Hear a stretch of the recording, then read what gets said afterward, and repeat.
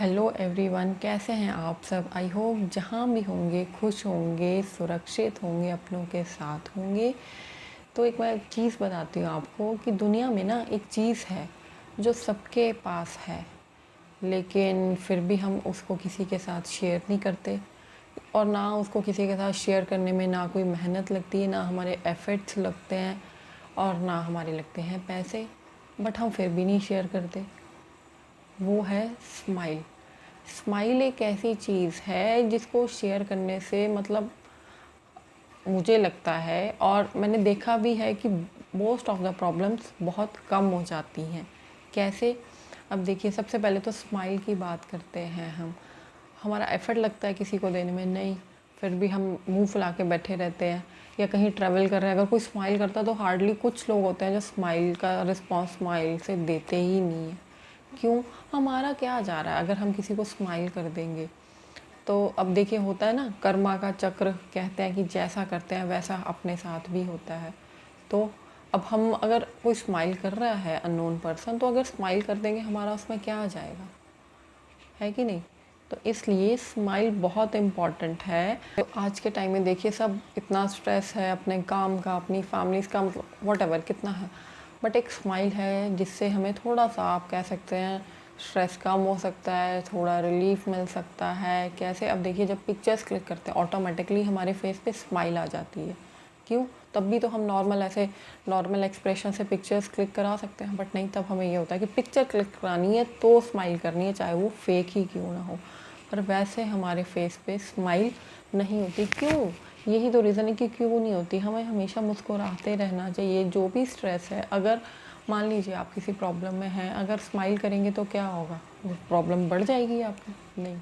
अगर आप स्माइल करते हैं तो वो उसको मतलब एक पॉजिटिव आप में फीलिंग आती है, हार्मोन्स रिलीज़ होते हैं जिस पॉजिटिविटी के, अगर आप स्माइल करते रहेंगे। तो आज हम यही बात करेंगे कि कुछ बेनिफिट्स होते हैं स्माइल के, और वो क्या क्या हैं वो हम वन बाय वन डिस्कस करेंगे। उसमें सबसे पहले मैं बात करूँगी, अगर आप स्माइल करते हैं तो हमारी पर्सनालिटी अट्रैक्टिव एंड प्लीजिंग लगती है। कैसे? अब मान लीजिए आप किसी फंक्शन में जा रहे हैं, किसी मैरिज फंक्शन, मतलब वट एवर, किसी फंक्शन में जा रहे हैं, आपने अच्छा ड्रेसअप किया है, अच्छा मेकअप किया है, तो अगर हमारे फेस पे स्माइल ना हो तो क्या होगा? कैसी लुक होगी हमारी? कोई फ़ायदा नहीं उस लुक का। फिर भी पिक्चर क्लिक कराने के लिए हम स्माइल कर देंगे, है ना। तो फिर उसका कोई फ़ायदा नहीं हुआ। जब हम अंदर से ही नहीं खुश तो हम बाहर से कैसे रहेंगे। तो अंदर से खुश होने के लिए सबसे पहला है कि अगर हम स्माइल कर रहे हैं तो वो हमारे भले के लिए ही है। अब कैसे? देखिए, फ़र्स्ट ऑफ़ ऑल मैंने आपको बताया कि अट्रैक्टिव एंड प्लीजिंग पर्सनालिटी लगती है, ठीक है। एंड सेकंड वन इज़ कि एक पॉजिटिविटी रहती है। पॉजिटिविटी कैसे रहेगी? अगर हमेशा हम मुस्कुराते रहेंगे तो हमारा मतलब अंदर एक पॉजिटिविटी रहेगी कि नहीं, कोई भी प्रॉब्लम्स है उसको फेस कैसे करना है। कोई मतलब घर पे कुछ प्रॉब्लम हो गई है, उसका सॉल्यूशन कैसे निकालना। मान लीजिए घर में किसी फैमिली मेम्बर्स में आप में खटपट हो गई, कोई छोटी सी बात पे लड़ाई होगी, तो दोनों अपसेट है, बात नहीं कर रहे एक दूसरे से। अगर इनमें से एक भी एक हल्की सी स्माइल कर देगा, एक मतलब सेकंड वन को, तो आप देखिए बहुत फ़र्क पड़ेगा। ये करके देखिए, क्योंकि स्माइल कहते हैं ना, एक ताले की चाबी है, बंद किस्मत खोलना टाइप जैसे बोल देते हैं। बंद किस्मत तो नहीं खुलेगी स्माइल से, मतलब कोशिश करते रहेंगे तो मे बी वो भी हो जाए। बट अब ये है कि अगर स्माइल इज़ बेस्ट थेरेपी, कि अगर ऐसी कुछ प्रॉब्लम्स हों तो आप हमेशा मुस्कुराते रहिए, ठीक है। तो फर्स्ट मैंने जैसे ये बताया कि अट्रैक्टिव पर्सनालिटी लगती है एंड प्लीजिंग लगती है हमारी पर्सनालिटी अगर हम हमेशा मुस्कुराते रहेंगे। एंड सेकंड मैंने बात की थी पॉजिटिविटी की। एक पॉजिटिविटी है and the second one is silence. जिन लोगों ने इन दो चीज़ों को अपनाया है उनकी लाइफ में या तो कभी प्रॉब्लम्स आई ही नहीं, अगर आई हैं तो उन्होंने मुस्कुराते हुए उनको फेस कर लिया है कि नहीं।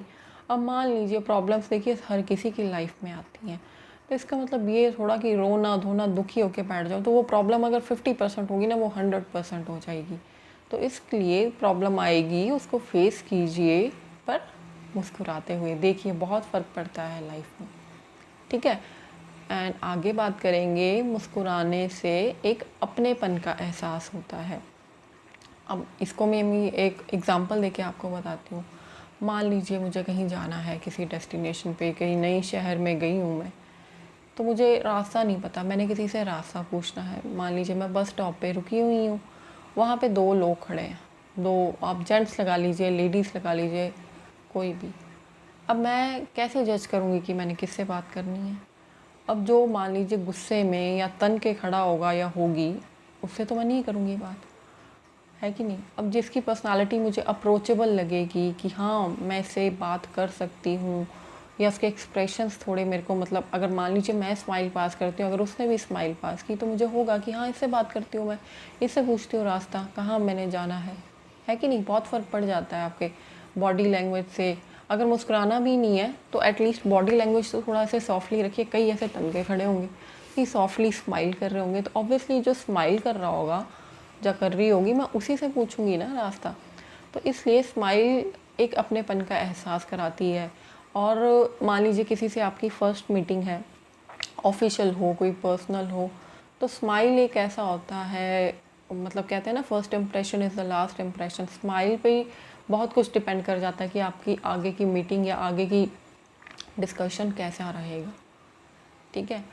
और उसके बाद बात करते हैं, सबसे जो बड़ी प्रॉब्लम है आजकल सब में, वो है गुस्सा। गुस्सा अगर आता है, सामने वाला गुस्सा है, और अगर आप स्माइल कर देंगे ना, तो देखिए वो भी कहीं ना कहीं, वो भी आपको, या तो वो थोड़ा कम गुस्सा हो जाएगा, या तो बिल्कुल ठंडा हो जाएगा, या आपको स्माइल देगा। मैं आपको बात बताती हूँ, जब हम छोटे थे, मैं और मेरा भाई, हमारे डैडी हमें किसी बात पे गुस्सा करते थे ना, मतलब हमेशा की बात नहीं, एक बार उन्होंने गुस्सा किया, मतलब मुझे याद नहीं है क्या बात, अभी मेरे को बात करते करते दिमाग में आई वो बात। उन्होंने मेरे को गुस्सा किया, तो मेरे को ना, मेरी हंसी निकल गई उस टाइम।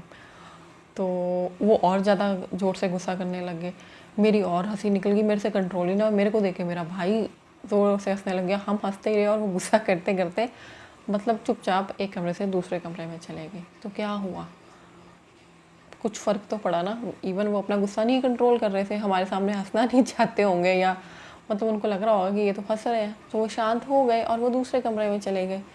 तो मेरे को ये, जब भी मैं स्माइल की बात करती हूँ, मेरे को ये बात याद आती है कि मेरी हंसी छूट गई थी, कंट्रोल ही नहीं हुआ था उस टाइम।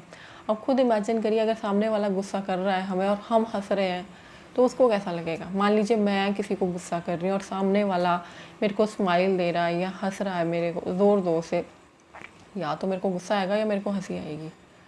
अगर गुस्सा आएगा भी तो सिर्फ फॉर अ सेकेंड, और उसके बाद धीरे धीरे धीरे धीरे नॉर्मल हो जाता है। इसलिए हमेशा, मैं बार बार यही बोल रही हूँ, इसलिए हमेशा मुस्कुराते रहिए। और जो लोग हमेशा मुस्कुराते रहते हैं, उनमें एक बेस्ट क्वालिटी होती है, वो है लीडरशिप की।